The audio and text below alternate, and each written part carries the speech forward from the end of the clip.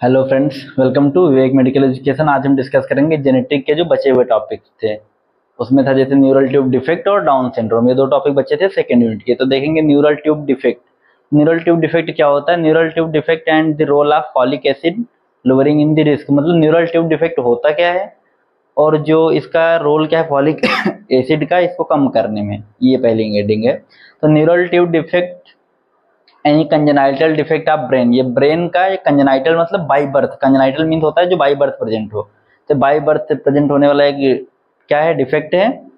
And spinal cord as a result of abnormal development of neural tube, मतलब ये जो NTD है ये एबनॉर्मल डेवलपमेंट होता है इसमें स्पाइनल कॉर्ड का। अगर पूछा स्पाइनल कॉर्ड क्या है तो स्पाइनल कॉर्ड कोई बोन नहीं होती है, ये एक नर्वस सिस्टम का बोल सकते हो। सेंट्रल नर्वस सिस्टम में दो पार्ट में डिवाइड होता है। सेंट्रल नर्वस सिस्टम सबसे सेंट्रल नर्वस सिस्टम में दो पार्ट होते हैं, ब्रेन और स्पाइनल कॉर्ड। तो ब्रेन का एक पार्ट होता है स्पाइनल कॉर्ड। स्पाइनल कॉर्ड से स्पाइनल नर्व निकली हुई होती हैं। स्पाइनल नर्व कितनी होती हैं तो 31 पेयर्स में होती हैं स्पाइनल नर्व। तो यही एक इसमें जो मेनली अगर देखोगे तो इमेज से समझ आएगा कि इसमें कैसे कैसे, बस इतना ये देखना है। अगर देखोगे एग्जांपल के लिए, जैसे मान लो तुम्हारी ये वर्टिब्रे थोड़ा गलत बन गई, एक मिनट। लगभग ऐसे वर्टिब्रे मान लो ऐसे होती है, इसके ये सब वर्टिब्रे होती है। फिर वर्टिब्रे में अगर एडल्ट में पूछा जाए तो 26 बोन होती हैं, और बच्चों में यही वर्टिब्रे में कितनी बोन होती हैं तो बच्चों में होती हैं 7, इसमें और जोड़ दो तो कितना हुआ 33। और स्पाइनल नर्व अगर पूछी जाए कितनी होती है तो स्पाइनल नर्व होती हैं 31 पेयर। देखो दोनों में डिफरेंस है, वो होती है स्पाइनल नर्व, एक होती है क्रेनियल नर्व। तो स्पाइनल नर्व जो स्पाइनल कॉर्ड से जुड़ी हो डायरेक्ट वो हो गई स्पाइनल नर्व। इसके बीच में ये वर्टिब्रे के बीच में ही स्पाइनल कॉर्ड होती है, जो वर्टिब्रे के बीच में बनाया है ये स्पाइनल कॉर्ड है। तो जब इसमें कोई डिफेक्ट आता है तो इसे न्यूरल ट्यूब डिफेक्ट बोलते हैं। तो ये स्पाइनल नर्व होती कितनी है तो 31 पेयर्स, 31 पेयर होती हैं स्पाइनल नर्व।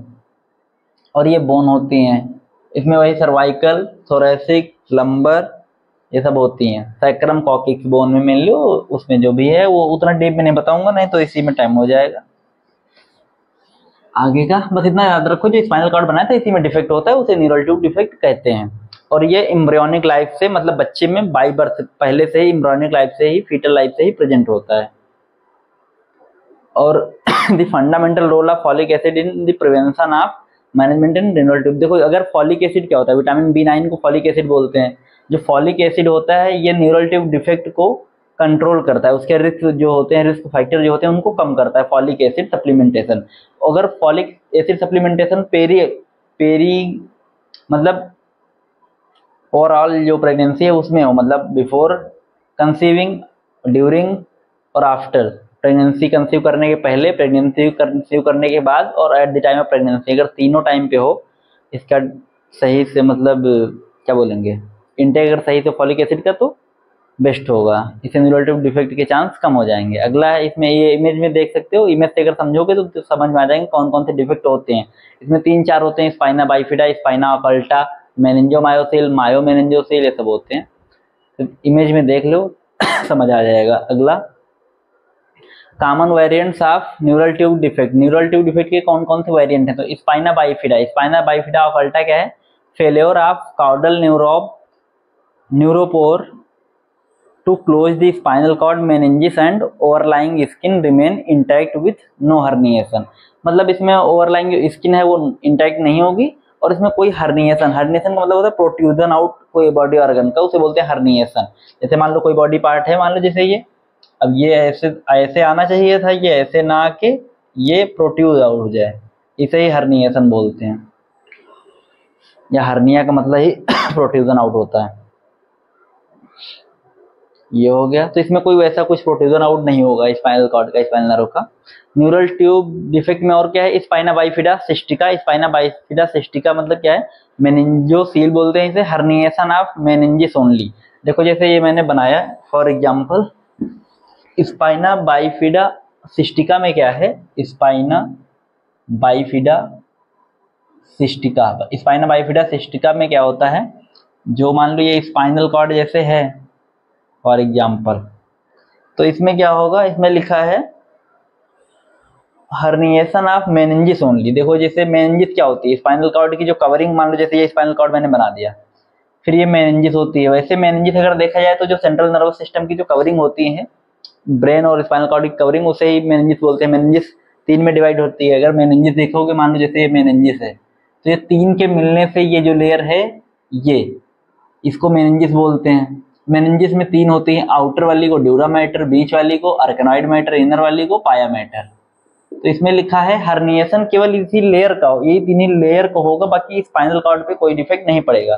वही लिखा है हर्निएशन ऑफ ओनली मेनिंजिस, मतलब मान लो जैसे ये स्पाइनल कॉर्ड है तो इसमें कोई डिफेक्ट नहीं पड़ेगा, लेकिन जो मेनिंजिस है बस इसमें हर्निएशन होगा। यही है स्पाइना बाइफिडा सिस्टिका।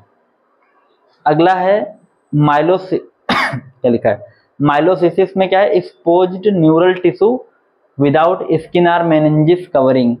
जितना एनेंसेफेली इंपॉर्टेंट है, एनेंसेफेली और स्पाइना बाइफिडा सिस्टिका दो मेन है। Failure of रोस्टल neuropore to close दस brain cranial vault gradually malformed within the normal hind brain development. इसमें क्या है, इसकी एनेंसेफेली की वजह से जो ब्रेन का डेवलपमेंट वो सही से नहीं होता, ये दबा हुआ पार्ट होता है, और ये जैसे होता है वो इसकी इमेज सही समझ पाओगे। एनेंसेफेली जो है इमेज पे दिखाएंगे, ऐसे मेरा थ्योरी बताने का कोई मतलब है नहीं उसमें।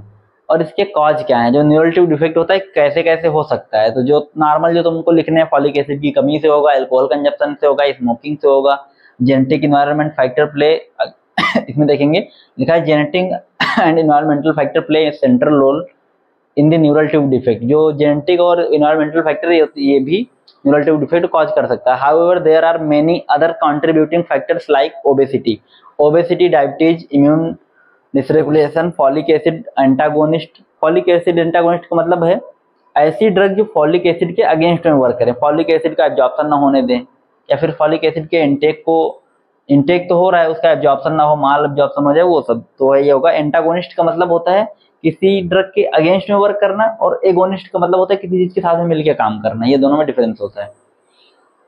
डाइहाइड्रोफोलेट एक फॉलिक एसिड का ही नाम लिखा है, reductase inhibitor. Socio economic status, देखो सोशियो इकोनॉमिक स्टेटस यहाँ इसलिए लिखा है, अगर किसी का सोशियो इकोनॉमिक स्टेटस कम है, socio economic status in sense middle class या फिर गरीब बोल सकते हो हिंदी में। तो अगर कोई गरीब है तो क्या होगा, अगर इकोनॉमिक स्टेटस सही नहीं है तो फॉलिक एसिड और उसको डाइट मैनेजमेंट सही से नहीं हो पाएगा। फॉलिक एसिड मतलब क्या है, फ्रूट से जो जो सप्लीमेंट हैं फॉलिक एसिड के लिए वो नहीं ले पाएगा, क्योंकि उसका इकोनॉमिक लेवल लो है, उसकी वजह से भी न्यूरल ट्यूब डिफेक्ट के चांस बढ़ जाएंगे, ये लिखा है। अगला है amniotic bands disrupt neural tube development. फिर लिखा है नाइट्रोसेटेबल ड्रग्स, कौन कौन से कुछ ऐसी ड्रग्स हैं और अम्नियोटिक बैंड डिसरप्ट, वही सब लिखा है। मेन याद रखना है अल्कोहल कंजप्शन, स्मोकिंग और socio economic status, folic acid deficiency. सबसे जो मेन है वो तो फॉलिक एसिड का ही है, और इसमें कुछ उतना मेन है नहीं। हाइपर विटामिनोसिस, इतना कुछ मेन जो बताया मेन वही है। बाकी नोट्स देख सकते हो, क्योंकि किसी किसी को केवल नोट्स चाहिए होते हैं थोड़ा सा ज्यादा, तो नोट्स अपना देख सकता है। Diagnosis of neural tube defect, मतलब अगर किसी को न्यूरल ट्यूब डिफेक्ट हुआ है तो कैसे क्लियर करेंगे, हाँ ये न्यूरल ट्यूब डिफेक्ट है, डायग्नोस कैसे करेंगे, इन्वेस्टिगेशन कौन कौन से हैं। तो पहला है अल्ट्रासाउंड। अल्ट्रासाउंड में क्या होता है, इमेजिंग टेस्ट होता है अल्ट्रासाउंड। इसमें इसमें लिखा है it is investigation of choice in prenatal screening. ये एक इन्वेस्टिगेशन चॉइस होता है प्रीनेटल स्क्रीनिंग। प्रीनेटल मतलब क्या है, बिफोर बर्थ। बिफोर बर्थ जो स्क्रीनिंग होती है उसे बोलते हैं prenatal screening. Ultrasound localise the exact size of site of neural tube defect. जैसे ये न्यूरल ट्यूब मैंने बनाया था, तो इसमें जहां पे एग्जैक्ट कहां पे इसमें डिफेक्ट है और कितना है, किस टाइप का है, वो सब क्लियर होगा अल्ट्रासाउंड से। अगला है, हाँ इसी का है कि accurate diagnosis of abnormality with the help of ultrasound depend on the gestational age and fetus careful evaluation of abnormalities। मतलब ये अल्ट्रासाउंड इसके लिए मेन है, क्योंकि एक्यूरेट डायग्नोसिस जो है अल्ट्रासाउंड से ही होती है, और gestational age of foetus carefully evaluation of abnormality, मतलब जो गेस्टेशनल एज होती है, जितनी फीटल लाइफ होती है ओवरऑल प्रेगनेंसी में, जो अल्ट्रासाउंड जो टेस्ट होता है जिसकी जिससे बच्चे की ग्रोथ डेवलपमेंट देखते हैं और कौन कौन सी एब्नॉर्मलिटी हो रही है वो सब।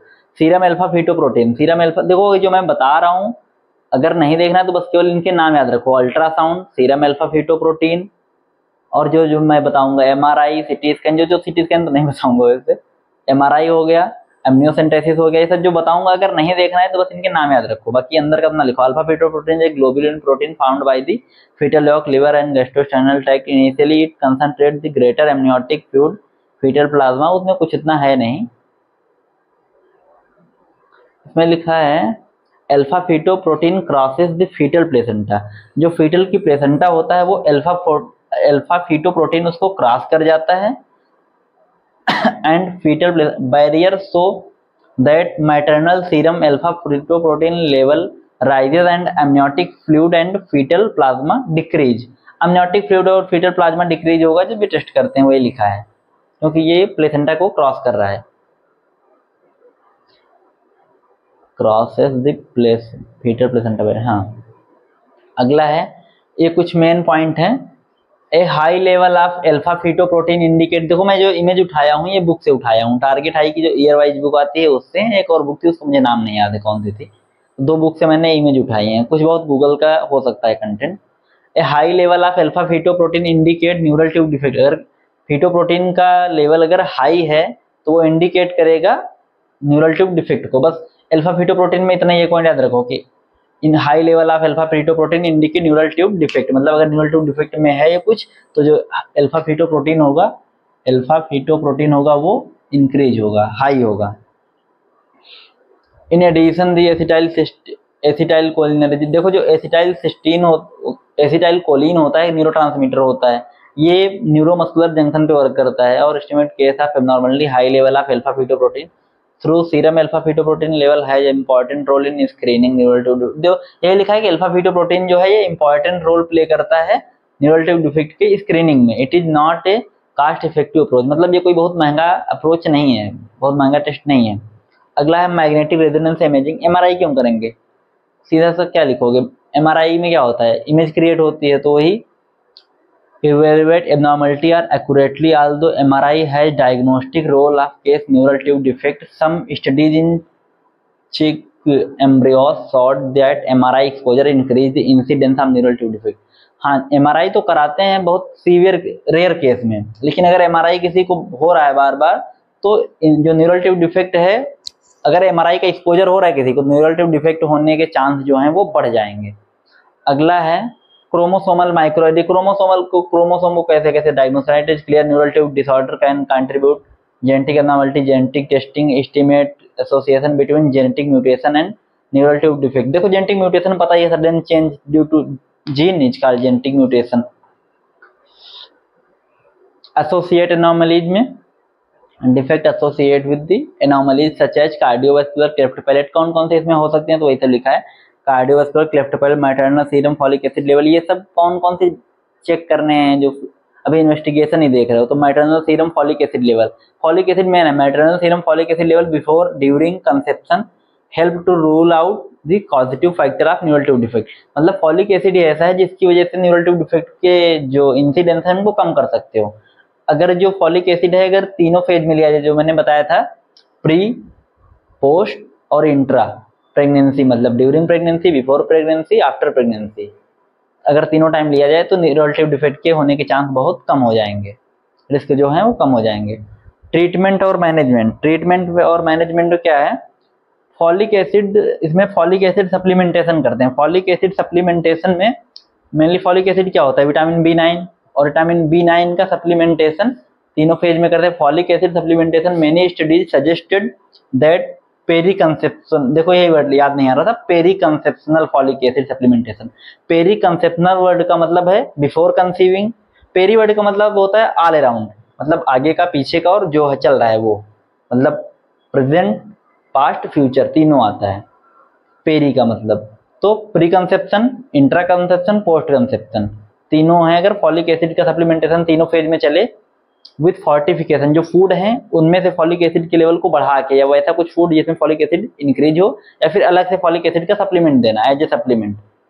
और अगर डाइट में रिच कर दो तो 50 से 70% चांस जो है वो कम हो जाते हैं न्यूरल ट्यूब डिफेक्ट होने के। जैसे किसी को न्यूरल ट्यूब डिफेक्ट होने के चांस हैं तो मदर को स्टार्टिंग से, मतलब प्रेगनेंसी कंसीव करने के पहले, during pregnancy, after pregnancy folic acid का लेवल बढ़ा के दे दो, उसके चांस कम हो जाएंगे 50 से 70%, 50 to 70%। अगला है fetal and postnatal surgery for myelomeningocele. देखो मैं थोड़ा स्पीड में इसलिए बता रहा हूँ क्योंकि अगर बहुत धीरे बताऊंगा तो टाइम ज़्यादा लग जाएगा, उतना कुछ इंपॉर्टेंट इसमें है नहीं, एक टॉपिक को बताऊंगा अगर उतने टाइम में। दूसरा मैंने है fetal and postnatal surgery for myelomeningocele. अगर किसी बच्चे को हो गया है, वो तो पहले था कि हाँ भी हुआ नहीं है, तो मदर की वजह से ठीक कर सकते हो। फिर ये सर्जरी का नाम लिखा है फीटल पोस्टनेटल सर्जरी फॉर माइलोमेनिंजोसिल। बस इतने सर्जरी का नाम याद कर लो, बाकी अगर किसी को लगता है कंटेंट हमको ज्यादा चाहिए तो अंदर का पढ़ लेना, मैं उसे एक्सप्लेन करना कुछ इंपॉर्टेंट नहीं समझता। वेंट्रिकुलोपेरिटोनियल शंट। वेंट्रिकुलोपेरिटोनियल शंट का मतलब है hydrocephalus is treated by the ventricular peritoneal shunt. देखो वेंट्रिकल का मतलब क्या होता है, जो ब्रेन में 4 वेंट्रिकल पड़े होंगे, लेफ्ट राइट लेफ्ट होता है ऊपर दे होते हैं लेफ्ट राइट, फिर थर्ड फोर्थ वेंट्रिकल, 4 वेंट्रिकल होते हैं, तो उन्हें में एक शंट डालना, तो वही पेरिटोनियल कैविटी शंट होता है। पेरिटोनियल नहीं लिखा है, हेलो, वेंट्रिकुलोपेरिटोनियल। वेंट्रिकुलोपेरिटोनियल वर्ड का मतलब एज एग्जांपल ये ब्रेन है, एक यहाँ होता है वेंट्रिकल, एक यहाँ होता है, तीसरा यहाँ, चौथा यहाँ, 4 वेंट्रिकल्स होते हैं ब्रेन में। तो इन एक शंट डाल के इसको पेरिटोनियल कैविटी में लाना, वही पेरिटोनियल कैविटी शंट होता है। और इससे क्या होता है, जो सीएसएफ होता है वो पेरिटोनियल कैविटी में आता है, draining the CSF from the ventricles to the peritoneal cavity. Peritoneal cavity पता है एब्डोमिनल वाली, जहाँ पे एसाइटिस होता है। Antipyretic. Antipyretic, anti means against, pyrexia मतलब फीवर, तो जो फीवर के अगेंस्ट ड्रग काम करे वो antipyretic. Antipyretic and hyperthermia. Hyperthermia मतलब फीवर का लेवल, जब फीवर हो तो उसे हाइपरथर्मिया ही बोलते हैं। Reduce the chances of neural defect. Neural defect के चांस को जो एंटी हाइपरटेंसिव ड्रग हैं वो कम कर देते हैं, अगर किसी को ऑल ओवर टाइम फीवर रहता है, टेम्परेचर रेगुलेशन नहीं होता है तो। Prenatal counselling. प्रीनेटल काउंसलिंग का मतलब वंस द प्रीनेटल अल्ट्रासाउंड, मतलब अगर पहले से ही प्रीनेटल मतलब बिफोर डिलीवरी, अगर बच्चे में पहले से ये सब अल्ट्रासाउंड वगैरह हो, काउंसलिंग हो मदर की, और उसमें डाइट मैनेजमेंट या फिर सर्जिकल मैनेजमेंट की सलाह दी जाए, वो सब किया जाए तो उससे हो सकता है। कंट्रोल दी गेस्टेशनल डायबिटीज। गेस्टेशनल डायबिटीज का मतलब ये होता है जब प्रेग्नेंट वुमेन को ड्यूरिंग प्रेगनेंसी से ही डायबिटीज हो तो गेस्टेशनल डायबिटीज। अगर गेस्टेशनल डायबिटीज को कम कर दिया जाए तो न्यूरल डिफेक्ट के चांस भी कम हो जाएंगे, वही लिखा गया इसमें। अगला है डाउन सिंड्रोम। डाउन सिंड्रोम सबको मालूम है, जो क्या बोलते 21 नंबर जो पेयर होता है क्रोमोसोम का। क्रोमोसोम कितने होते हैं अगर देखा जाए तो क्रोमोसोम 30 बोल रहा हूँ, 23 पेयर होते हैं, 23 पेयर होते हैं। 23 पेयर में जो 23वें नंबर का क्रोमोसोम पेयर का होता है, 23 नंबर के क्रोमोसोम, तो उसमें जब मोनोसोमी होती है, ट्राइसोमी होते हैं तो अलग कंडीशन होती है। लेकिन जब 21 नंबर के क्रोमोसोम में, जैसे क्रोमोसोम कितने होते हैं तो 23 पेयर लिख लो या फिर इन्हीं को 46 लिख लो, 46। इसमें जो 21 पेयर होते हैं, इसमें जब 21वें नंबर का पेयर में, पेयर मतलब 2, इसमें जब ट्राइसोमी होती है, 2 के जगह पे 3 हो जाते हैं, 1 2 होते हैं नॉर्मल पेयर मतलब 2, जब यहाँ पे 3 हो जाए तो इसे ही बोलते हैं डाउन सिंड्रोम। Down syndrome. तो डाउन सिंड्रोम की डेफिनेशन समझ आ गई होगी। caused by the presence of all portion of third chromosome of 21 number, वही लिखा है। रिस्क फैक्टर में increase maternal age. Maternal age का मतलब बताया था जो मां बनने वाली उम्र है, जो प्रेगनेंसी कंसीव करने की उम्र है, अगर वो ज्यादा है तो रिस्क पे। इन्वायरमेंटल फैक्टर में parental irradiation, viral infection, fertility, drugs. अरे सब ड्रग्स के वायरल इन्फेक्शन से और इनसे सब हो सकता है। मोनोजेनिक रिस्क फैक्टर में डिफेक्टिव फोलेट मेटाबॉलिज्म, अगर किसी में फोलिक एसिड तो इंटेक हो रहा है लेकिन फोलिक एसिड का मेटाबॉलिज्म, फोलेट का मेटाबॉलिज्म नहीं हो रहा है तो उसकी वजह से हो सकता है। और कॉन्सेक्वेंटी वर्ड का मतलब बताया था ब्लड रिलेशन में जो शादी होती है तो कॉन्सेक्वेंटी ये टॉपिक चांस बढ़ जाते हैं। और chromosomal risk factor, size of chromosome, aberrant, centrosome, structure. देखो जो इसका मेन अगर देखोगे तो इसका डायग्राम से समझ आ जाएगा तुम्हारे कौन कौन से साइन सिम्टम दिखेंगे। क्लिनिकल मैनिफेस्टेशन में पढ़ रहा हूँ, बाकी जो डायग्राम से देखोगे वो उसमें दिखेगा कि हाँ बॉडी में क्या क्या दिख रहा है इसके। तो mental retardation. Mental retardation means in the sense क्या है, आईक्यू लेवल कम है, मेंटल रिटार्डेशन, पागल वागल जिसे बोलते हो। शॉर्ट स्टेचर, बाकी पागल भी कई तरीके के होते हैं, साइकाइट्री में पढ़ोगे। शॉर्ट स्टेचर मतलब हाइट वाइट कम होगी, बॉडी नॉर्मल पोस्चर होगा। ब्रैकीसिफाइली मीन्स जो ये हेड होगा, ब्रैकी मीन्स कम, ये कम होगा, एबनॉर्मल। प्रोट्रूडिंग टंग, जो टंग होगी वो बाहर निकली होगी। और डिप्रेस्ड नेजल ब्रिज हाइपोटोनिया, ये जो नेजल ब्रिज है ये डिप्रेस होगी और बॉडी में जो हाइपोटोनिया, वर्ड याद नहीं आ रहा है, हाइपोटोनिया टोनिसिटी से कुछ होगा। Open wide fontanelle, flat occiput, Brushfield spot in iris, congenital heart defect हो सकता है, मतलब बाई बर्थ हार्ट में कोई डिफेक्ट हो सकता है हार्ट में डाउन सिंड्रोम की वजह से। सिंगल पाल्मर क्रीज सिमियन, हाँ इसका मतलब मुझे पता है। सिंगल क्राइमन क्रीज का मतलब होता है जो ये हाथ की लकीरें होती हैं जिससे भविष्यवाणी कुछ लोग देखते हैं, ये जब बीच में इनमें देखो, जैसे हम लोग के हैं नॉर्मल अगर देखोगे तो ये यहाँ से क्या है, इंड है, ये यहाँ से इंड है, जब ये सिंगल आर ओवर पाम में होगी ऐसे यहाँ से यहाँ तक, तो यही लिखा है सिंगल पाल्मर क्रीज का मतलब। फिर है clinodactyly fifth finger, sandal gap between first and second toes, increased incidence of leukemia, leukemia मतलब blood cancer, Alzheimer disease, intestinal stenosis and atresia. फिर है डायग्नोसिस कैसे करोगे, तो एंटीनेटल स्क्रीनिंग में नचल थिकनेस, डेवल्ड marker, non invasive during first trimester, triple test, quadruple test, non invasive during second trimester, invasive में chorionic villi sampling, karyotype in the trimester of 9 to 11 week. Trimester या फिर 9 to 11 week का मतलब क्या हुआ, first trimester में आएगा 9 to 11 week. Trimester means होता है 3 महीने, 1 महीने में 4 हफ्ते जोड़ लो। एमनियोसिंथेसिस मतलब अम्नियोटिक फ्लूइड को निकालना, अम्नियोटिक फ्लूइड को निकालना सेकेंड ट्राइमेस्टर में 14वें से 16वें हफ्ते में 14 to 16 वीक में। ये होगा साइन सिम्टम। फिर इसमें कौन कौन सी मैनेजमेंट, इसको कैसे मैनेज कर सकते हो, तो मैनेज तो ये होगा नहीं, तो identify of risk factor by detail evaluation, base line health status including blood pressure in the recorded folic acid supplementation 4 mg पर day starting 4 week prior conception, मतलब कंसीव करने के पहले ही फॉलिक एसिड इसमें मिलेगा, न्यूरल ट्यूब डिफेक्ट में वही था। Maternal health is optimised pre conceptional, मतलब जो मैटरनल हेल्थ है वो कंसीव करने के पहले ही ऑप्टिमाइज होनी चाहिए, मतलब मैटरनल एज जो है वो कंसेप्शन करने के पहले ही ऑप्टिमाइज, जो अगर मैटरनल एज मैंने बताया था वो कितनी होती है, तो 24 से 29 बेस्ट होती है, बाकी अगर ऑन एन एवरेज देखोगे तो 19 से 35 तो ये ऑप्टिमम में 24 से 29 आएगा। Fear of incoming pregnancy is removed by counselling, जो इनकमिंग प्रेगनेंसी का फियर है वो रिमूव किया जा सकता है काउंसलिंग से, मतलब कैसे क्या होगा बच्चे में क्या होगा, तो वो सब काउंसलिंग से रिमूव किया जा सकता है।